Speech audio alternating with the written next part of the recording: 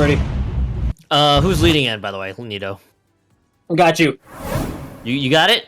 Yeah. Go. It's yours. I'm ready.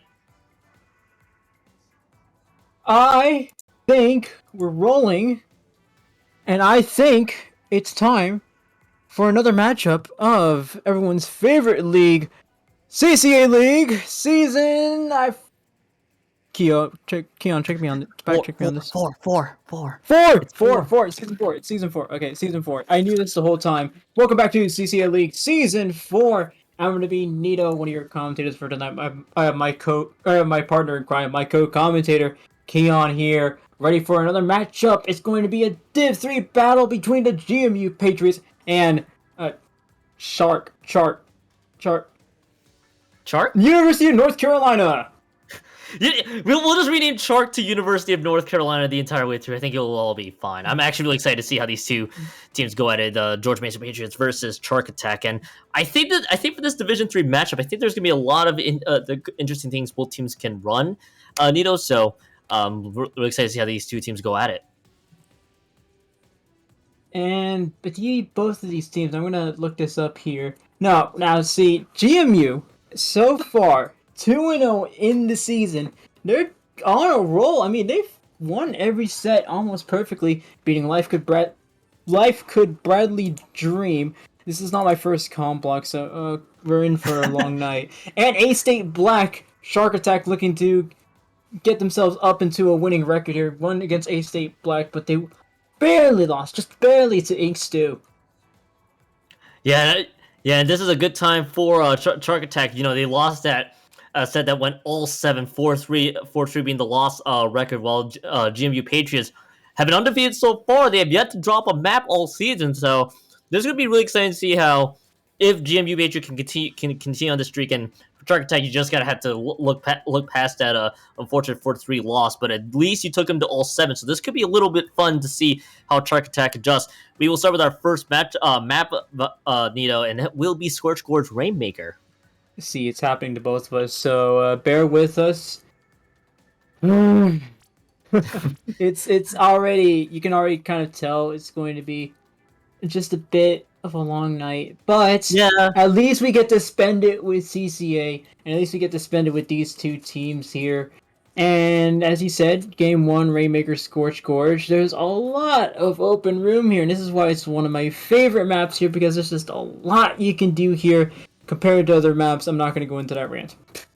I mean, let's put it this way: it's a mosh. It is pretty much a mosh pit around the Rainmaker, for sure. To quote a good friend, it's pretty much a bowl of non-stoppable action that can happen around that Rainmaker. So both teams can approach it in many different ways. Obviously, some more popular weapons could be there in the mix. No matter what, though, we're already loading into map number 1 here of this CCA set, and I'm already seeing some very standard weapons, although -2 of them for sure. But what's at least the concept for both teams, at least dishing out a splatter shot for your hero shot replica, so there will be a Trizuka on the board.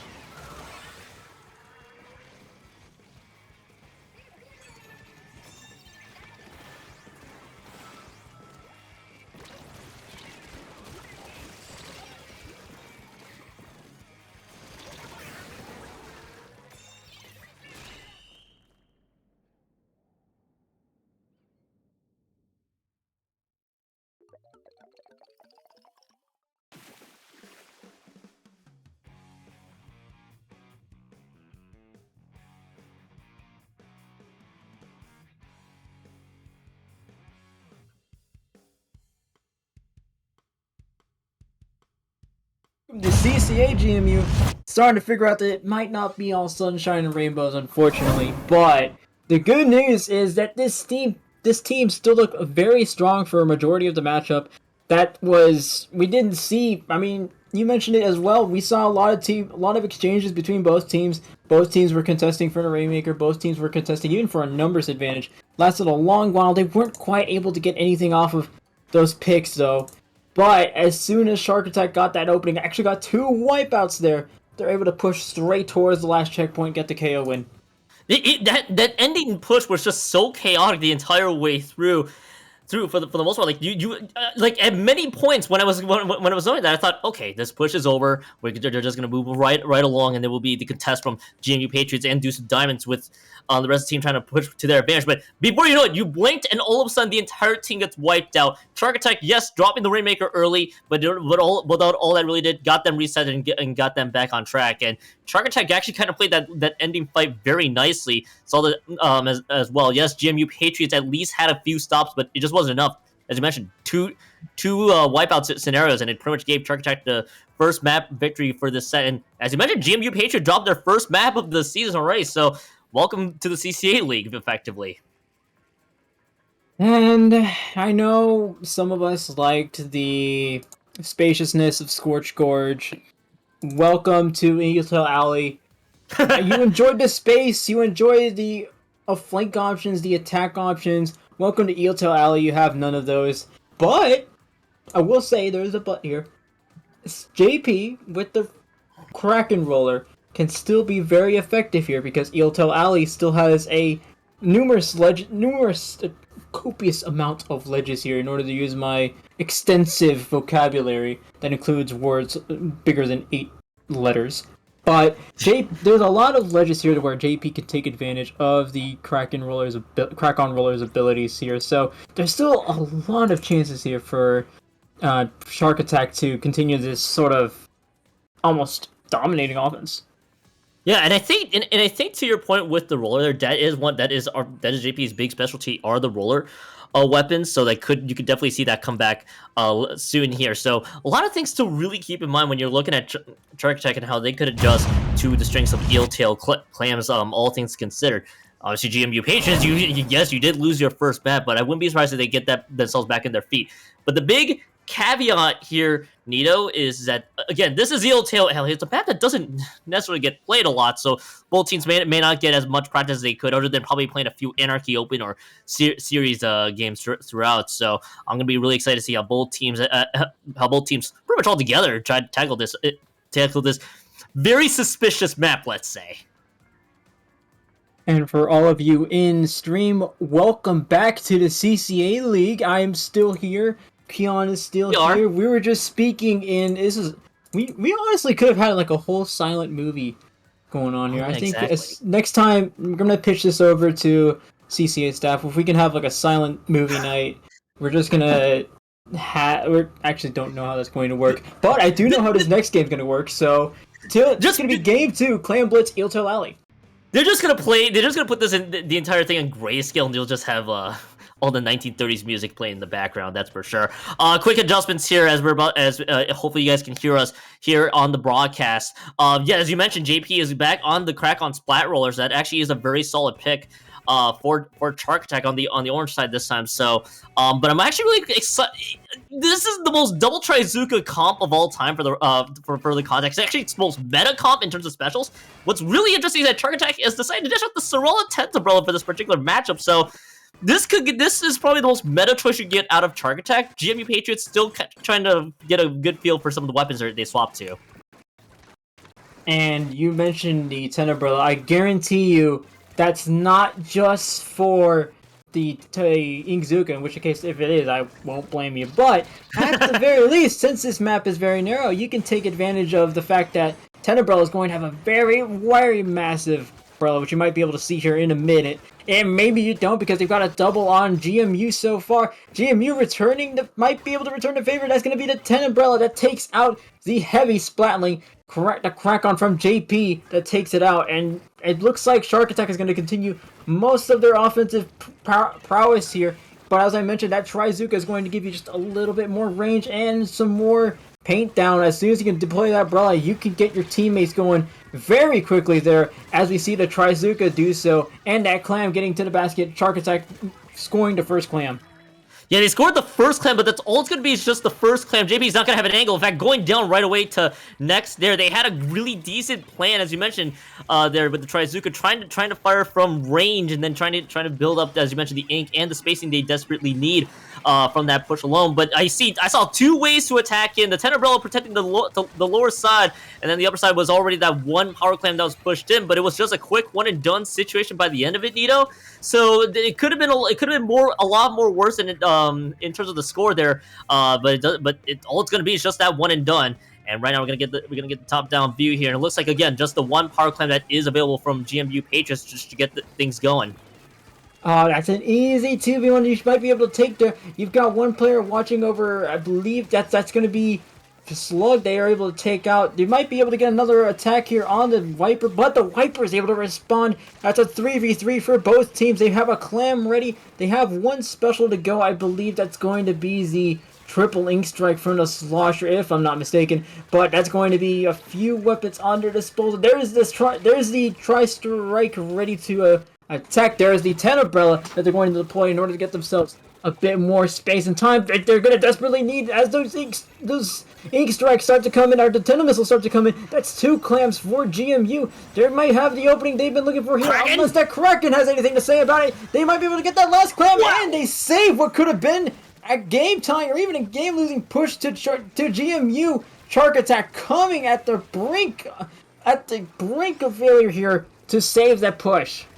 That was insanely clutch from JP, and literally, if JP was late by about 2 seconds or so, that would have been, as you mentioned, at least the game time push. At best, at worst, would just be 81 points, probably a whole lot more. But that was insanely clutch from Chark Attack's JP there in order to get the double off of that one, and that was a much needed Kraken by the end of it. So that's a really good sign for Chark to at least hold. But again, this lead is not really safe here, Nito. GMU Patriots still have 2 power clams that are stored, but of course, this is Eel Tail Alley, so they gotta find some semblance of control that they have. I need to know how they're gonna take advantage of the specials here, more notably. They got a Slosher with the Tri-Strike that is available. They're gonna have to attack try to get their painting stuff, try to build the space that they need. But at this point in time, though, Chark Attack has been doing their best to hold them off each go around. And alright, GMU Patriots down 2.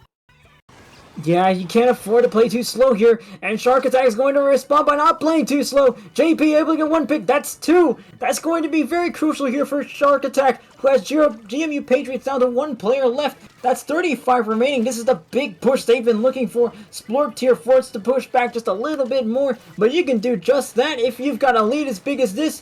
I was about to mention earlier that both teams were playing a little too slow here. You have to recognize that no lead is too safe in this game, especially with Clam Blitz, and this seems to be proving false because Chark Attack has made their lead even more safe than it was before, down to 11 points remaining. There's GMU though, ready with the response. They're getting to enemy territory fairly quickly here. They have about 18 clams ready. They have a power clam ready as well. They have 1 special online, but that's going to be 1 player down. Chark Attack has their number so far. That's going to be 3 players down. This is going to look very dangerous here for GMU. If they can get this push, it's going to be almost a miracle, but it's going to take a lot as they go into overtime. Yeah, they're gonna have to enter right into overtime here, and yeah, it's gonna need a big miracle at this point. And at this point in time, GMU Patriots just don't have the pain that they have. Chark Attack is able to just throw them off each go around, and that's 3 down. And this will be the end of this map overall here, Nito. As Chark Attack, they hold their ground very nicely, and yeah, they're trying to just get a push and just completely seal it for them. Chark Attack, 2 pushes were the only pushes that they had in this game, and Chark Attack goes up 2-0 for this set to continue on. So, hey, all things considered, Chark Attack's looking really strong, and I think they definitely have recovered nicely after last week's all 7 set. Goodness gracious. I mean, GMU comes in looking like they're on top of the world so far. I mean, 4-0 both matches they've been in. Week 3, you're immediately hit with the brick wall that is Chark Attack, apparently, because Chark Attack now has them up 2-0, and it looks like GMU is starting to look like the underdog here. Chark Attack was coming in saying, we might not be too sure about this, but I mean, You're surely sure about it now. I mean, they look so confident throughout this set here, and yeah, the first match leading to KO and Scorch Gorge Rainmaker. Which, I mean, very rare you get KOs in Scorch Gorge Rainmaker as is, and yeah, just two very convincing pushes. Some big highlights here in the second map alone from Chark Attack Neo was JP's Kraken was insanely clutch. Again, I've highlighted it here earlier. Just probably if you waited maybe 3 or 4 seconds, I said 2 seconds earlier, but maybe 3 or 4 seconds, we would have seen GMU Patriots be on the board, and we'd be talking probably a game different in terms of context. Maybe it could have changed the flow of the game nicely, but hey, but JP got two crucial finds, both I believe on power claim users to effectively seal that, to pretty much stall out that push.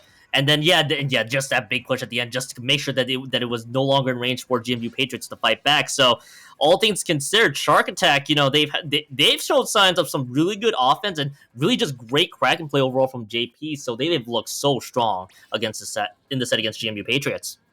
Yeah, and actually, one thing I wanted to mention, and one thing I didn't think about until now, is that GMU has the quickness to respond to put big pushes like that. You saw at the end of near the end of the matchup, they immediately mobilized. I think they were entering enemy territory with about 4 players up. They were starting to get specials online. They know how to respond to a push like this, and they know how crucial it is for them to speed up and move at a very fast pace, because Splatoon is a very fast game and you need to respond with a pace that is equally as fast. So GMU is not out of it just yet. I know it's something we're going to say, you're going to hear a lot from every commentator, but I genuinely believe that GMU still has what it takes to take the fight to Chark Attack. You have to remember, they're coming in with all the momentum, and they're still showing some of that momentum and some of that skill here.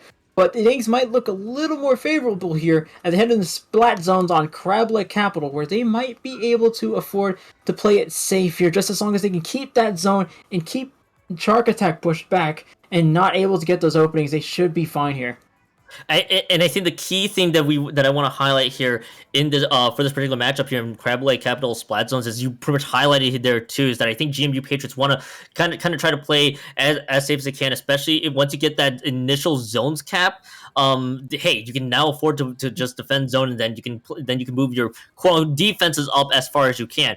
Obviously, the contextually speaking, the difference between Clan Blitz and zones is pretty much night and day. There's pretty much no comparison. So I think this could play to the strengths of what GMU Patriots can dish out. At the same time, though, I'd like to see weapon changes throughout that can try to counter what Chark Attack's been trying to dish out there. There's the double Trizuka comp and the cooler, probably the most common specials that are being played in the current landscape today, and they pretty much had a competition that didn't do too well in fending off Chark Attack as much as it did, and whenever it did, Chark Attack had a great counter response to it. So I like to see if they try to change up their composition stylistically to match their strengths here on Crab Lake Zones, as both teams I think are about to queue right in and hopefully picking out their weapons. Think, wow, okay, look at that. I mean, George Mason just has an idea of what they want. There's 3 up, and that's 3 ready. I think so far, and I noticed this in the last match, they know how to respond. They know how to respond to big pushes from teams that have been doing so well on offense, and I wonder if they're going to show the exact same thing here, because they already know what weapons they want. 3 of them just picked them right off the fly. But it's going to be in those responses in which we start to see if we can find some some game plan changes, some changes in how they play the game. Like, okay, maybe you notice JP is out of the game right now, so they don't have that crack on roller that they're able to rely on for sneaky picks or for just the Kraken as well, or the Kraken even. So there is more openings here, and there's a bit more of a chance for GMU to introduce something that should be able to stop Chark Attack, and how they've been able to find an opening in their defense and then just start snowballing it from there. I think you bring up a valid point. Maybe this substitution could honestly be a style substitution effectively for Chark Tech. Zones could maybe JQ probably may be subbed out here for probably a better player to play with here. But at this point in time, you take out the roller. Maybe this will give GMU Patriots the edge to work with. I look at the weapons though, and then I think I'm gonna be proven wrong. Anyway, it's actually a different user on a Kraken special. It's being Nexus on the 96 cal deck of all things considered, and then there's Beard with with your ballpoint. I feel like I'm getting flashbacks to the previous patch. The only change I noticed from Jimmy Patriots and Wiper Deco pretty much switched the Flingza, so still the same special, just a different weapon overall. Oh, look at that. They've got the junior, and that's going to force them to play a little slow. And that's naturally a good thing, because now with splat zones, you do have to play it just a little bit more slow. You want to stay next to the zone, and then I say it slow. Here's Next getting a double. Might be able to make it a triple if they're able to take down the ballpoint. I believe that ballpoint has... the ballpoint jumped back. It's going to be all up to GMU to see how they can defend this zone. They have a lot of bomb pressure here. You have to remember they have the Slosher and they have the Junior, which is a lot of splat bombs on their part. I didn't quite see the builds from the Junior, so that might... But most Junior builds, you're going to see them have 1 to 2 mains of sub savers. So I'm going to see something, or want to see something similar from them. They got a triple. There's a Splash Out Junior contributing just a little bit more. That's a delayed wipe for GMU. And that's GMU getting themselves back into form as they go to 40 remaining. Look, talk about a style. Talk about a style change overall. Yeah, and as you pretty much alluded to this one before this map even started, basically trying to move your defenses up once you get the zones cap, and that is what GMU Patriots is doing a great job of doing. We're down to 15 points remaining here. Nito, this is Chark Attack's time to see if they can have a counter punch. That's a bomb that takes out 1 and 2 go down with it, and that is a great response overall from GMU Patriots in this matchup alone. And GMU Patriots are on the board, Nito. Go ahead and dance around, you Flingza roller main. You do absolutely deserve it. I mean, I saw as soon as I see that splat bomb, that blue splat bomb, roll into the there's 3 players from Shark Attack. A blue splat bomb rolls in, and I immediately noticed the situation here. And it's again, as soon as you see that bomb, it's over. Because yeah.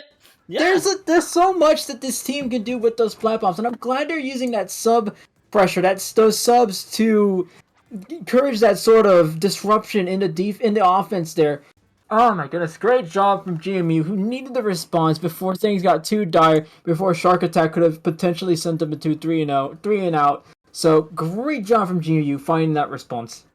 I mean, GMU had a great response to the Inkvac Vanilla 96, not the Deco Kiln, that they tried to substitute with. I think what Chark Attack tried to do was take advantage of the Inkvac to hopefully move their defenses up a bit and then try to absorb all the damage that they can. But GMU Patriots, the minute they get that first one, now your Inkvac's kind of pushed a little bit further backwards, so it can only be played in a very defensive position at times, and at that point, when you're wheeling out the ink factor, you're pretty much a sitting squid trying to make sure that your team can follow you and push up to your pace. So at that point in time, GMU Patriots, once they asserted the lead, they just did not want to look back. They decided to force their defenses up towards the zone, and that was just a great adjustment overall from GMU Patriots to this map. And yes, stylistically, the sub out for JP there may have played nicely in the GMU Patriots, but JP is wanting to make their return back this time in the substitutions we're seeing here. I mean, next map is Tower Control on Humpback, and if there's any map that Shark Attack wants JP in, it's probably going to be this one. You're going to see something similar. I want to say it's a curvy Scorch Gorge, if we're being almost... I want to say 80% honest.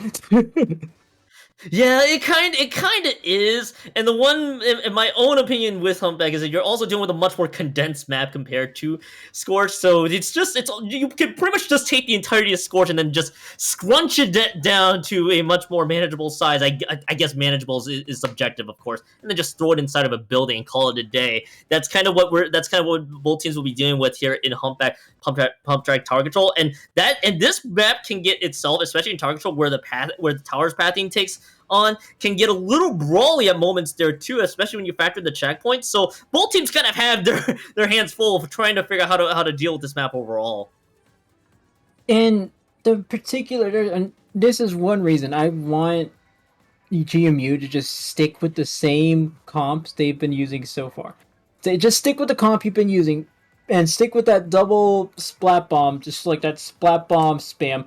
This because tower control, and you're gonna notice this as soon as we start playing, or maybe in the first 5 seconds. There's going to be the tower path is going to lead towards a little valley there, and as soon as you enter that little valley, that's when you start throwing. Well, I mean, you want to be throwing subs all the time, but Yeah. as soon as you reach that valley, that little trench there, you want to start throwing as many sub specials or subs as possible because that implies so much pressure. You have to remember that it's a trench, so there's really only two ways for your opponent to escape quickly. So there's going to be a lot of opportunities here for them to show their just amount of sub pressure, the bomb pressure they have. So there's a lot that GMU can do here to keep their momentum going. I mean, it's pretty much the name of the game, as you mentioned here with the trench. You bring up an excellent point there. When basically, I'd imagine depending on what weapons both teams want to dish out there, they could probably we could be seeing more priority towards weapons that bombs. As you're talking about, like the splat bombs, the suction bombs, or any sort of bomb that could actually work in that scenario. You're gonna probably start seeing teams just try to throw it, as you mentioned, just to keep the pressure up at the same time. Within the same vein, because of how this tower control itself as a mode generally works, I also wouldn't be surprised if I see curveballs being thrown at us. I could be predicting what weapons here, but at this point, but I don't think we're going to be seeing. There may be one change I could see. I don't think this would be the right time to dish out unless they have something in mind. The weapon being is any of the blaster choices that we have. I think one team may have that weapon ready to go in their arsenal, but it's humpback tower control, so I wouldn't be surprised if they'd want to put that away and try to go for something more aggressive or more bomb happy. No, not at all. I mean, you mentioned blaster. That is going to be the slosher for people who don't like buckets, and Yep. the reason I say that is because they do just about the exact same things. I mean, you go up to a ledge, you bring a blaster. There is also a good enough chance that if that blaster aim is on point, that blast strikes true. That is an easy KO that is an easy one hit for your team. So I think it's going to be a good opportunity there. If any team wants to play blaster, this is going to be it. JP comes back, says, "You know what, guys? I'm done for my break." It was like a 2-minute break anyway. So. That's certainly true. JP's probably just JP's already done with their mini vacation, so now it's time to be back, trying to see what else they can see what they can do here. So hey, all things considered, I do hey, JP's probably just ready to go after just a small little vacation. Although I don't think they're going to be too thrilled with the fact that Chark Attack did drop that previous map overall. So hey. But hey, the more things would be good for Chark Attack in terms of bringing JP back into the fold, the better. And I actually here's my note. Maybe we could be seeing a vanilla roller from JP, but maybe they want to stick with that Kraken. I'm not sure, but I think there's a very likely chance we could be seeing the vanilla roller from JP. Looks like we're out of the holding pattern, so both teams are just trying to iron out some of the issues on our end. So I gotta give props to both teams for holding out on us, and hopefully you guys are still enjoying this for all the difficulties we're currently having at this time.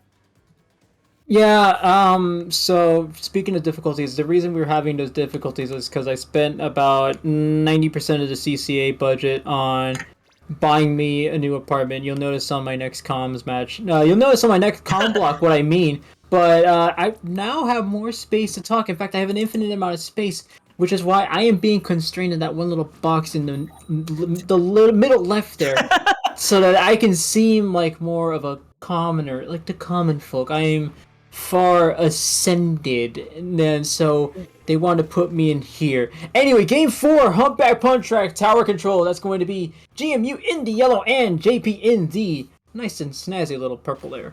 That's actually two Ninja Squids. Well, pretty much my predictions did kind of hold. Yeah, there is, but it's the range blast, if I'm not mistaken, from Yufa on the side of GMU Patriots, and on the other side, V-Roller, pretty much the weapon. Most teams tend to run. I've seen most teams try to run bubbles for tower control. This is not necessarily the biggest surprise that that I've noted so far. So at this point in time, though, it looks like the tower's being pushed up right away onto the first checkpoint, and it's at this stage here. It looks like we're going to be seeing Chark Attack trying to continue that aggression. The first checkpoint's cleared here, Nito.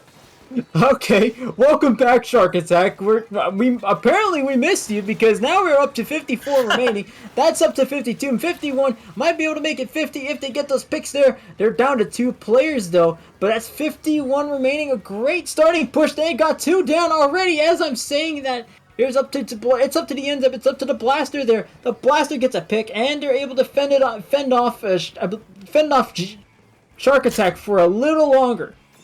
Yeah, Chark Attack was pretty much stalled right to the second checkpoint when things tend to get a little bit more crazy and hectic. Because again, this is kind of how the tower pathing is working here in Humpback Pump Track. It's going to go right down to the trenches where things could go south very fast if you're not necessarily careful. And yeah, they broke through the first checkpoint, but GMU Patriots, nicely done, holding well on defense. They did get some points of their own, but not enough to really scavenge a lead. Maybe this is the time to do so. They take 2, they take 3 out of the picture from Chark Attack just well, and that will be the first checkpoint for sure.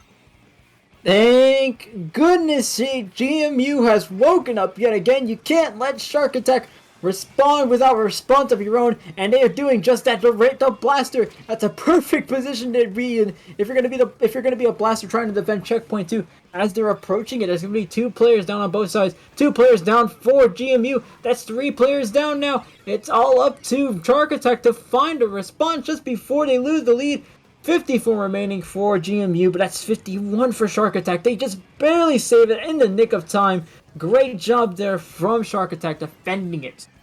Yeah, Chark Attack with a nice hold. It's pretty much the same way that Chark Attack's offense got stalled. It was pretty much around the second checkpoint. They pretty much collapsed right onto them, tried to fire all the shots onto GMU Patriots the entire way through, and GMU Patriots was stuck in their tracks. But again, the same situation holds. It's 2 down already on Chark Attack's end. If I'm not mistaken, also delayed. Triple the Wavebreaker placed on the tower. This is going to be the... Oh! It is not the lead. I was gonna say maybe it would be the lead, and will not be the lead in the short term. And at this point, though, that's a really huge hold from Chark Attack. If I'm not mistaken, yeah, Chark Attack with the nice hold. GMU Patriots though are trying to reset back. And they might lose that hold. They do. That's 48 remaining for GMU, who is able to find a response just after Chark Attack had the response to their response. It's all just a series of responses and seeing which team's able to get the better of them. That's going to be GMU that gets the better of them for now. That's 48 remaining.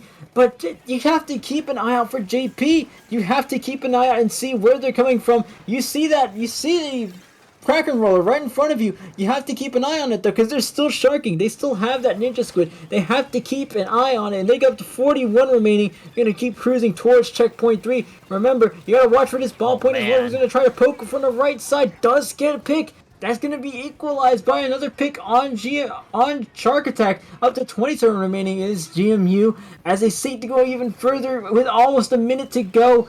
Chark Attack has to find something soon if they want to get themselves back in.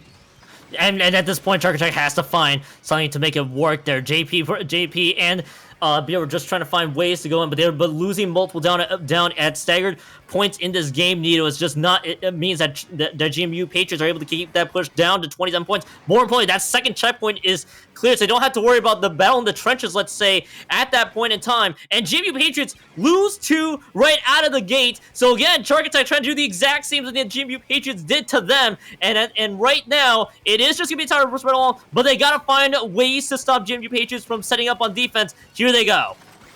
And you place the tactical alert. You place the bubbler just barely misses the tower. It's going to cover the tower, but only once it gets past checkpoint 2. If they can get past checkpoint 2, they actually no longer have that bubbler defense. Actually go 2 players down now. GMU might have that response they need. 30 points remaining for Chark Attack if they want to get back into the lead. They do not. That's going to be a successful defense there from GMU, who takes down 2 players. Mask is going to make a little desperate play there with the Tri-Slosher. They're down 2. JP has to make a desperate play. They're down as well. JMU saves it, ties the set. That's going to be 2-2 now as we head into Game 5. Literally the exact same scenarios that played out on both teams' played out here. You make it past the first checkpoint, you're stopped at the second. That was what Chark Attack had to deal with. On the other side of the GMB Patriots, the exact same thing. The first checkpoint stalled on the second, but this time though, GMU Patriots able to take advantage of staggered squid down situations that basically got them to 27 points remaining, and pretty much the exact same needed to happen on the other side. Chark Attack had to do the exact same thing that GMU Patriots did to them. This whole back and forth pendulum swinging motion pretty much stopped on the hands of GMU Patriots, and as you mentioned, 2-2, both sides entering Game 5 effectively. I think effectively now, almost kind of a best of three situation by the end of it, with both teams tied here. This will be a lot of fun to watch how this ending plays out. I mean, the CCA tradition is play all 7. I think we're seeing a play all 7 situation because it's getting closer and closer to it. So here comes B-Nexus, and JP is going to stick around. It's going to be Rainmaker on Manta Maria. I assume that if you're going to have some mode where you have to control where the objective goes, you're going to want to keep JP in. So you know what? Do just that. We're going to see how GMU responds, though, because they've been doing so well here. And so far, I think it's actually been a question of which team is able to get the best push, because so far, the last 2 games have been either a KO or a game where we go into the very deep 20-10 remaining, and we just see what the heck happens. Let's see if we can keep it. Let's just see how far our offense can take us.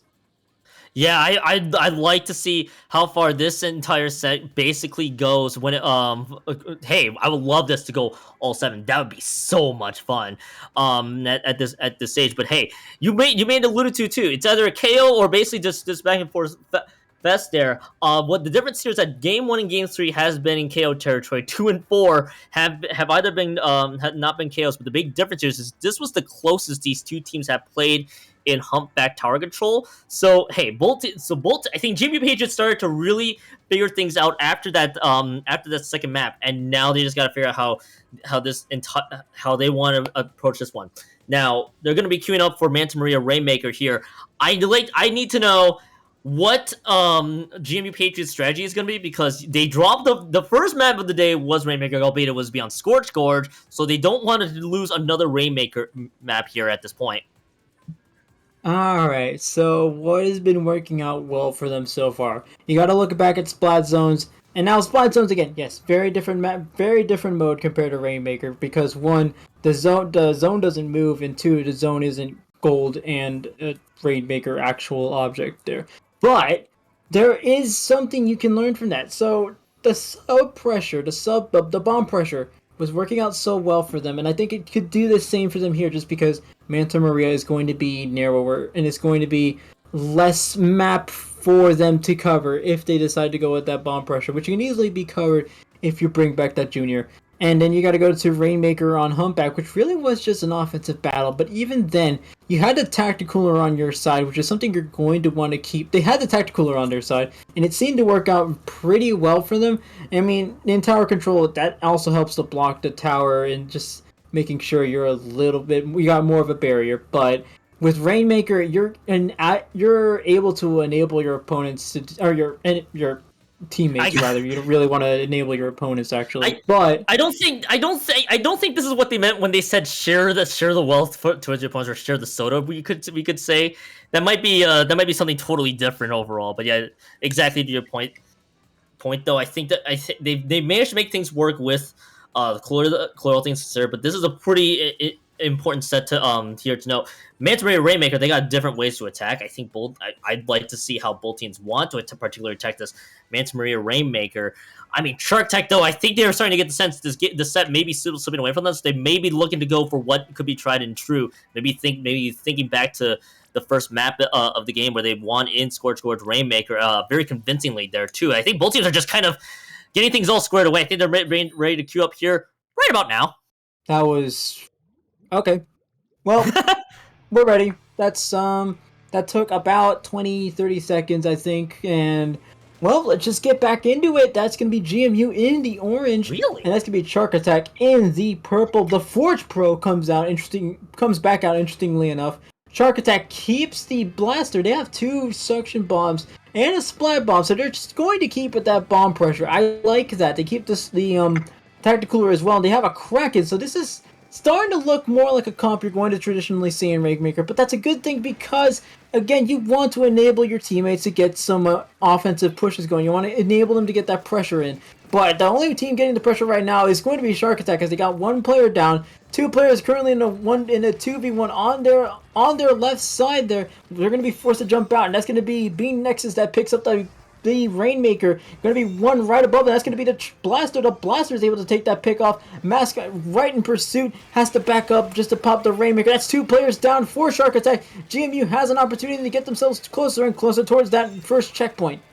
Yeah, actually, it will be Chark Attack that may have the chance, but hey, GMU Patriots, there is that blaster. So I was wondering about the range blaster from Yufa that might actually work. The more I think about it here, it actually makes sense. Manta Maria's entire terrain kind of is very conducive to the blasters. I think they opted to stick with this pick here onto that range blaster, and it gets the value right out of the gate with a nice hold. And really now both teams are kind of just stuck in this mid-fight here. Nobody really taking full advantage of it whatsoever. I think they're just trying to make sure they can get all the players pressure out so that they can get a very clean push in. Trizuka, yeah, finds one, but it doesn't really move the needle whatsoever. Both teams just now trying to reset back. And that's going to be another pick for Chark Attack. It's going to be something they need. It's something they've been desperately looking for because, contrary to the last match, this isn't quite the offensive battle we're looking for. It only goes up... I think Chark Attack has made the only push so far, up to 91 remaining, and GMU makes another push up to 94 remaining, so I see if you want to prove my point, well there it is, but JP has the Cracker right now. They actually have 3 picks now. That's a triple for Chark Attack. GMU has 1 player left. It's going to be all up to them, but JP quickly disposes of him. That's going to be up to Deuce now with the heavy spotlight. 2 players go down now for GMU. Chark Attack has the opening. They've been looking for JP right behind the Rainmaker, getting them up to 13 remaining. They're right next to the last pedestal they need to get to.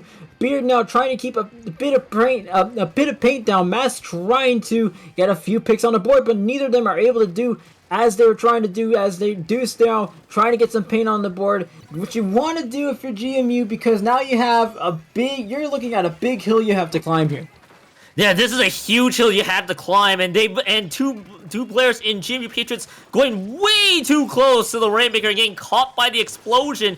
JP caps out with another pick to make it 13 points remain. That's how Chark Attack gets way more than they needed. GMU's Patriots positioning just way too close into the explosion range, and now that this is the time for GMU Patriots, though. They got through the first checkpoint, no problem. Now they can push up with this cooler. They can move fast. They take out 2 right away. Beard goes down. Delayed triple, but they lose 2 of their own, and hey, they push the Rainmaker on the other side. 2 members on GMU going left. So Chark Attack should be able to reset themselves up nicely, but now they're focusing all this fire into this Rainmaker. They're gonna have to likely give this one up, unless Deuce of Diamonds is trying to put a stop into this one. Deuce of Diamonds is just trying to find any value that they can get with this Kraken. That's 1 down, 2 go down on top of it here. Nito battle the Krakens pretty much ensuing around this Rainmaker area. Nobody picks up the Rainmaker. It resets at the end of the day, Nito.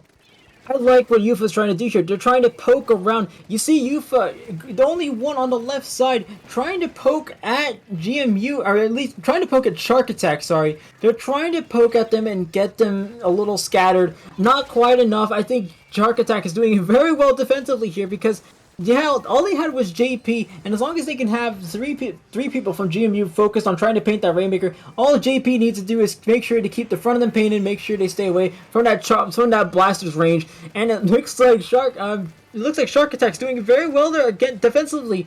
They've got 2 players down now on GMU. JP with the Kraken yet again for up to 40 seconds remaining. It's going to be all up to Deuce now. Deuce is actually, the blaster goes down, so does JP. That Rainmaker's picked up on the left of mid, not quite able to get any further, but anytime that they spend with the Rainmakers, less time GMU spends with the Rainmaker. Maybe they're trying to stall it, but that's going to mean they spend less time with him, less time trying to push it.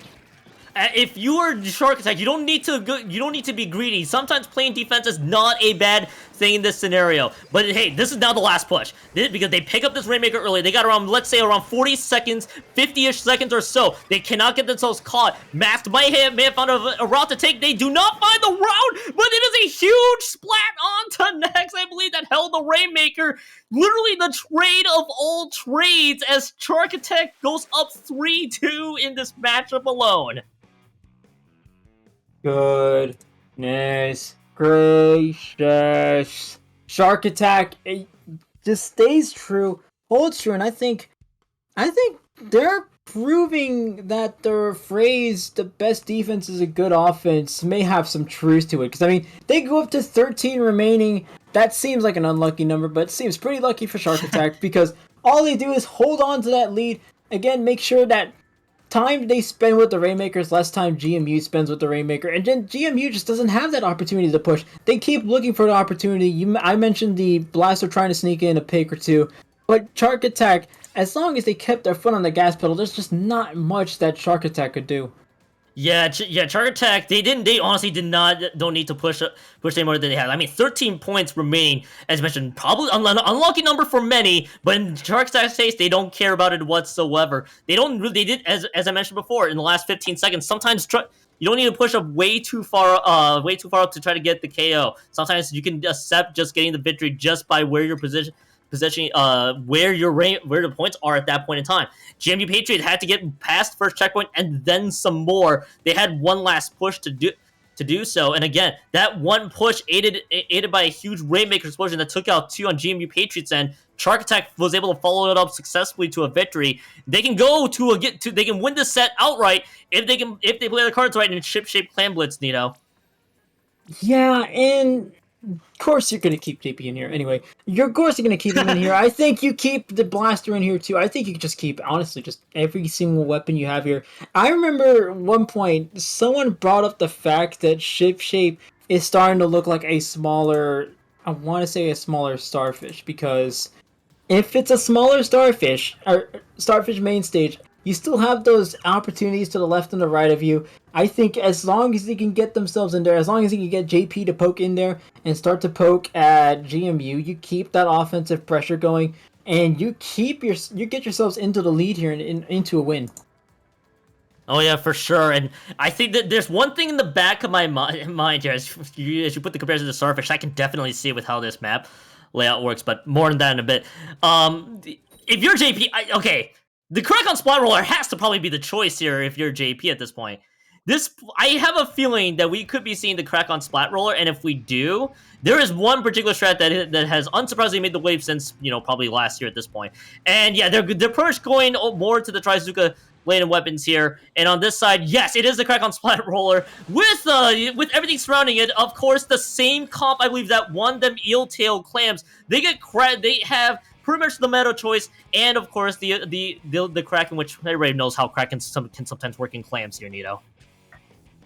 Clan Blitz. I mean, it's a very weird spot, and just my main advice is just don't go into overtime, because overtime starts to become the Twilight Zone of Splatoon modes. But it doesn't look like you're going to need it because you've got 2 picks now. Actually, both teams got 2 picks now. That might be JP on the right side, able to get that push there. I mean, able to get that pick there with the roller. Now there's the Kraken there from JP. Doesn't quite get the pick they need. They might actually get one here. Not quite, but Beard going to sneak in a few clams. They sneak in a few more clams. That's going to be 74 remaining for Shark Attack, as GMU is still struggling to get themselves, or struggling to find that answer. They do go 2 down. Actually, both teams going 2 down here. That's going to be 4 minutes remaining, but that's going to be Chark Attack's opening and GMU's opportunity to respond. Kraken built, once again, the same story with JP. The Kraken just built up enough space to get the first push in. Didn't even need to be the Kraken jump. Just a straight-up Kraken pathing straight onto the barrier. Not a problem whatsoever here in ship shape. But now GMU Patriots, they got their work cut out for them at this stage. Losing the Zap isn't going to help matters. They may have to play this one a little bit more safely to get some of the painting back. They lose Heavy Splat Lane, and now all of the All the pressure from Chark was pretty much right there in front of them. Now Yufa has to find value here. Are they going to be able to save this clam? Yes, they do. Next picks up this power clam, but they got to bring it to safer territory here, Nito. And hey, the Chark able to hold their ground at this point. The Trizuka itself just being launched.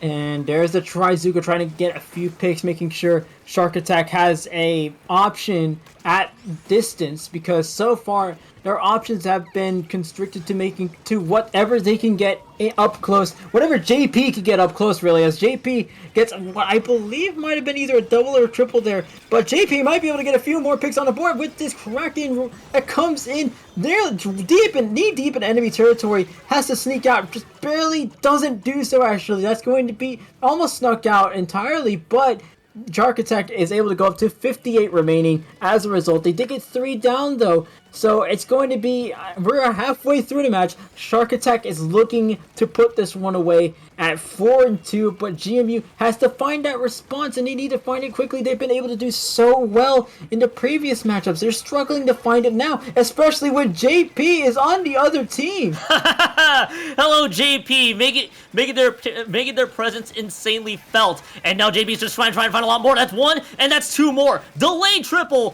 for JP that time, and again, it's the same story with this push, and we could be seeing the exact same story again, using the Kraken to build up the space, get GMU Patriots out of there in ship shape, and that's all they're doing. That's literally all they're doing. They don't even need a stinking jump, for crying out loud. They get everybody in, and now the rest of GMU Patriots are out of the picture with a wipeout. This is going to be even more points on the board, and now it's 20 points, maybe 1 power clam if they could even find any, but it looks like it's just going to be 5 clams, and they're just going to hold on to this push alone. It's literally the same formula that Chark Attack did on that push. JP builds up Kraken, Kraken spreads out GMU Patriots, power clam pushed in, the end.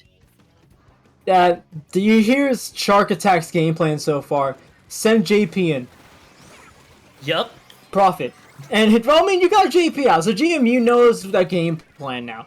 But now you have to, once you get JP down, that's the first step. Second step is figuring out how the heck you get even deeper in enemy territory. Notice right now that GMU, they're all sort of in this line here. They're sort of creating a wall, which would be nice to do if you're in the lead, but since you're not in the lead, you're actually at 100 remaining. You can't afford to play it too safe here. JP doesn't want you to play it. Actually, JP wants you to play it safe, because that means more picks for them, more picks for the Kraken roller machines. So great job for JP there. But GMU can't afford to play it too safe here. They have to find some sort of opening, even if it's out of desperation, because they got one. Actually, Chark Attack got 1 player down, 2 players down now as they were trying to find another way to get the clam back in. GMU has, I believe that's a delayed triple. That's actually a power clam that might be able to sneak in. That's not going to be enough. GMU finally gets the clam basket open. They get a few more clams in. If they can get that power clam in, it's going to be a huge boost. That's good. Power clam in. It's all up to Slug now, who only has 1 clam ready, 2 clams ready for next, but it's not going to be enough. Chark Attack just barely holds on. Booyah is well deserved here as they win the set 4-2. Congratulations, Chark Attack, on giving GMU Patriots, I believe, their first loss of the season. Welcome to Season 4 for GMU Patriots. Chark Attack played that one nicely. And on that last attempt to push that GMU Patriots had, they had the GMU Patriots were able to put the hold because, yeah, the JP, the same story. The Kraken trying to build the same push every time. But the difference here is that GMU Patriots put a stop to all of the supporting cast that was helping the Kraken, which allowed them to sneak through and try to get one last desperation push. The problem is that they just didn't have any time left on the clock, so their strategy they had to do was just get any claims they sort of could in, and then try to find ways to extend the timer or get Chark Attack eliminated in their base. And by the end of it, Nito, wasn't enough, and Chark Attack wins this one 4-2. The plan worked. Just send JP in and see what the heck happens. But that's because GMU had a bit of hesitation on their end. I believe with GMU, all we have to do and understand. That's something you don't understand until you are in the game and you are in the situation here. There is a bit of hesitation there. I think as soon as they can find themselves out of that hesitation, and as soon as they can find themselves actively looking for those opportunities, they'll be able to they'll be able to get themselves deeper in enemy territory, and I think they could avoid stuff like what they found then. Yeah, for sure. And I think Chark Tech did a really good job just being able to adjust big time into this matchup alone. But Nito, I want to get ourselves we want to get ourselves out of here at this point since 4-2, and we got another set in 30. You got to be somewhere, Nito. So we'll wrap it up here. Thank you guys. I hope you guys at least enjoyed the cast for all the difficulties we're having here. Where can the people find you, real quick? Twitter/X, and then there's also Blue Sky now. I also have a Twitch. They're all neat and unused, and I'll be on Twitch every once in a while for the magical chance that I do stream. And you could also find me, and I actually have an actual answer here. You can find me at twitch.tv/Splatoon Tourney. We're about to stream the last match of the night. It's going to be a Division 5 match in Ludi. So, go ahead and find me there. I am going to head out. Keon is gonna give you his socials. I'll see y'all there. Yeah. I'll see you, Nito. Well, I'll wrap up the last of this sign off. You guys can find me here on Twitter and on Twitch, Kiln2570, or the skies above if you have a blue sky for whatever it's worth. I post nonsense on both the bulletin board sites, and then on Twitch I stream I stream Splatoon, but I also do a lot of variety, so go ahead and smash the follow button if you want to find me there. That is going to do it for us here for GMU Patriots versus Chark Attack. We're going to try to get things all ironed out before the next set, which should happen about half an hour from now, so stay tuned. We got another set for you coming here in 30 minutes, so you don't want to miss a thing.